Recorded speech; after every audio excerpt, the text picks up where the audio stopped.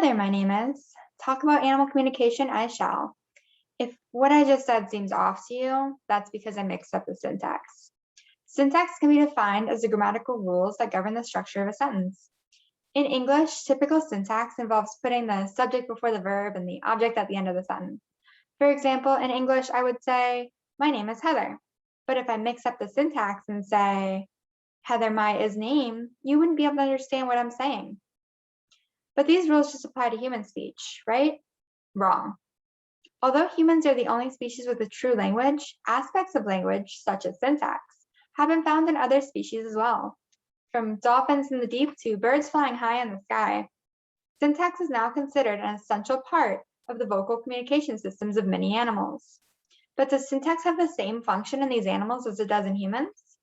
To clarify this question, I'm working with a near-threatened species of bird called the Bachman sparrow. Each individual male knows an average of nearly 50 different songs, and he likes to perform all these songs by switching frequently between each one.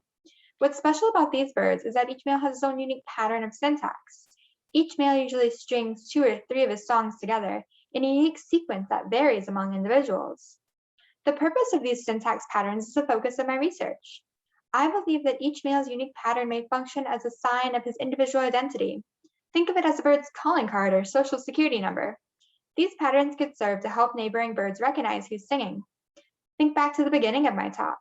My altered syntax probably made you think of Yoda from Star Wars, right? It might be the same for the birds. And no, I'm not suggesting that these sparrows have a whole fandom based around little green beings with psychic powers. I just mean that specific syntax patterns may make each bird think of a certain male and then recognize one another. Why is this important? Syntax patterns may also play a role in helping scientists figure out how species are related to each other, because vocal communication tactics can change and evolve just like the physical features of a species. It's this evolution that I'd like to focus on, because knowing how syntax plays a role in a humble little songbird in Florida might also give insight to how syntax might play a role in other species, like those dolphins deep in the ocean. If we study syntax use in other species, we might even be able to shed some light on how it evolved in human language and how we as humans developed such a complex vocal communication system. That's all I have for you today. For listening, I thank you.